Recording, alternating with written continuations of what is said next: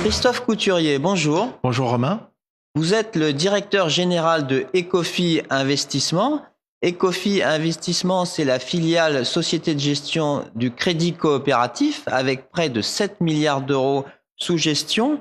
Alors là, le signe de fabrique d'Ecofi Investissement, c'est que elle insiste sur la gestion éthique et solidaire. C'est bien ça? Tout à fait, oui.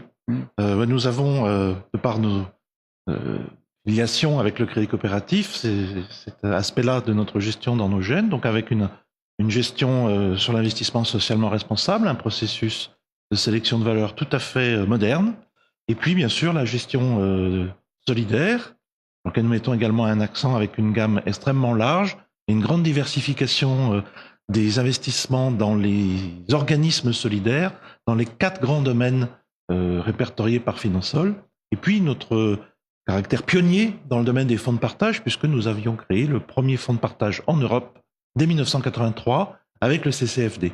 Et donc depuis, ça se l'est développé de manière relativement large avec la Fondation Agir pour la recherche médicale, avec la Fondation Abbé Pierre et différents autres partenaires. Donc nous sommes leaders effectivement dans ce domaine-là. Alors Ecofi Investissement est récompensé cette année par le revenu, par un trophée pour l'ensemble de sa gamme de fonds sur 3 ans. Alors là, tous les actifs ont bien progressé depuis le début de l'année, ces derniers mois. Les actions, les taux ont baissé, donc les obligations se sont appréciées. Quel est votre sentiment aujourd'hui sur l'environnement du marché? Alors l'environnement de marché devient un peu plus favorable aux actions progressivement, en particulier en Europe.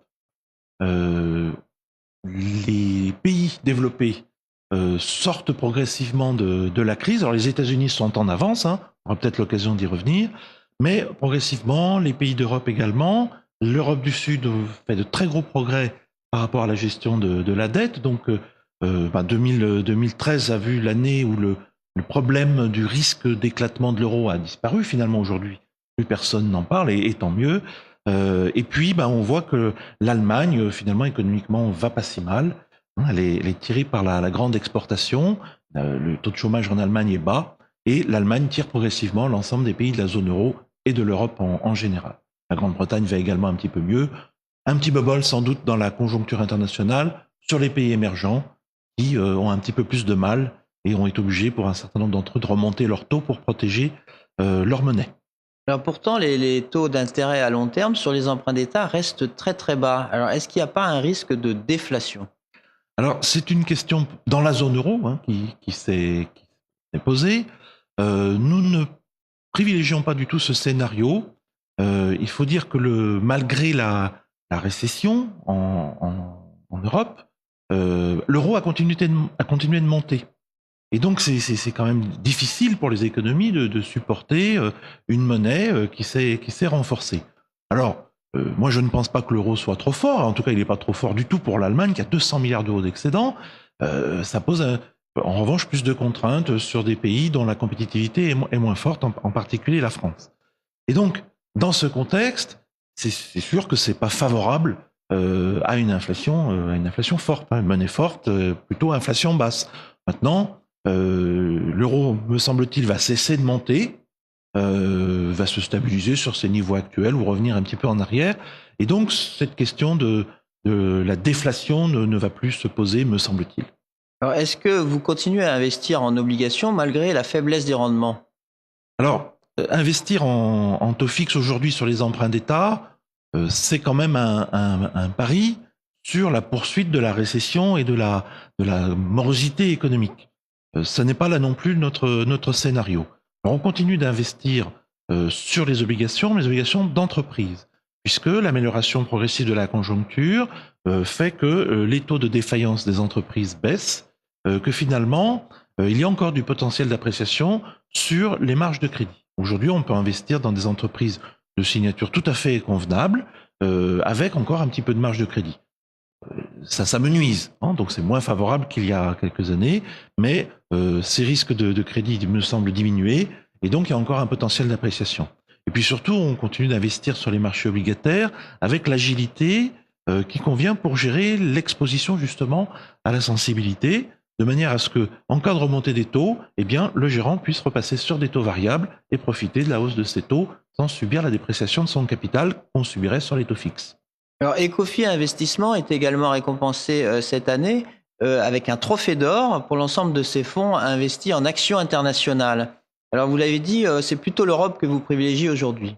Oui, alors non que nous pensions que les États-Unis aient achevé la hausse du marché des actions aux États-Unis, l'économie américaine ne va pas si mal, ce n'est pas non plus l'euphorie.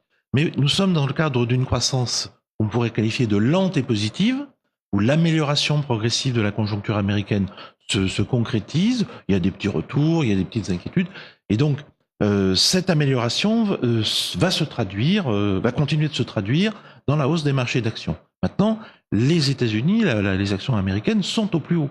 Et donc, le potentiel, s'il reste positif, est quand même plus limité, alors qu'en Europe, nous avons encore une grande partie du chemin à faire pour retrouver les plus hauts. Souvenons-nous que le plus haut pour le CAC 40, par exemple, c'est 6900. On en est loin, donc le potentiel nous semble plus important sur les belles actions européennes et aussi les petites et moyennes valeurs européennes. Est-ce que vous êtes confiant, Christophe Couturier, sur l'évolution des bénéfices des entreprises? Alors, ça sera justement le moteur principal. Le redémarrage économique devrait nous faire constater une amélioration notable des bénéfices des entreprises. Cette amélioration a déjà eu lieu aux États-Unis, donc elle va continuer, mais modestement.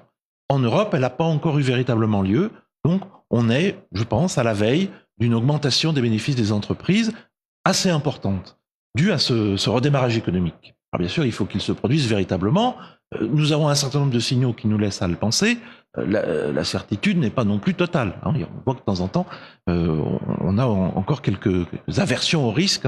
Tous les indicateurs ne sont pas au vert. Mais c'est notre scénario. Et donc, l'amélioration des bénéfices d'entreprise sera le moteur de la hausse de la bourse européenne.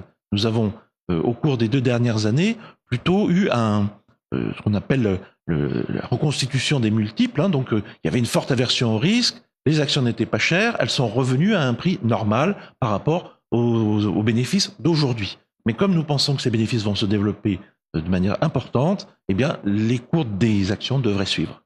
Alors, les bourses et les devises émergentes ont été très attaquées à la fin de l'année 2013. Est-ce que vous y revenez aujourd'hui? Ça nous semble encore prématuré. Les pays émergents ont subi des sorties de capitaux qui ont mis leur monnaie en difficulté, avec des baisses parfois très importantes dans beaucoup de grands pays. Et de ce fait, ils ont été obligés de remonter les taux d'intérêt, alors que leur conjoncture économique n'était pas nécessairement très très bonne. Et donc, monter les taux d'intérêt quand ça va pas si bien, eh ben, ça provoque quand même un ralentissement. Donc, les bourses des pays émergents, aujourd'hui, me semblent un peu tôt. Alors aujourd'hui, on voit revenir des OPA, des offres publiques d'achat, des fusions-acquisitions. Est-ce que, selon vous, c'est un soutien durable au marché? Alors oui, les investisseurs entreprises, les chefs d'entreprise, comme les investisseurs gérants comme nous, voient bien qu'il y a des entreprises pas très chères qui ont du potentiel à venir. Et donc, ces chefs d'entreprise qui ont une vision stratégique de leur métier se disent c'est le moment d'acheter. Et donc, vous avez des OPA qui peuvent être absolument considérables. Celle-ci n'est pas lancée. L'intention d'OPA de Pfizer sur AstraZeneca, par exemple, pour plus de 100 milliards de dollars, c'est quand même une OPA extrêmement importante. Donc, c'est un soutien considérable au marché parce que tout le monde se dit, mais finalement, quelles sont les entreprises dont le potentiel est encore important, même si le bénéfice aujourd'hui n'est pas extrêmement... n'est pas si haut qu'il justifierait des cours aujourd'hui plus hauts, mais le potentiel est très important. Si un chef d'entreprise, une entreprise plus importante ou qui a une vision stratégique meilleure arrive à développer ce potentiel, eh bien, il va pouvoir payer un prix intéressant dans le cadre d'une OPA.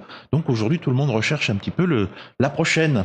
Et donc c'est un soutien important au marché, tant de par cette anticipation des opérateurs que lorsque l'OPA se réalise effectivement, ça déverse quand même des liquidités importantes sur le marché des actions qui se réinvestissent évidemment dans d'autres titres. Donc c'est un très très fort soutien et c'est le signe d'un marché aussi à venir. Christophe Couturier, merci. Merci à vous.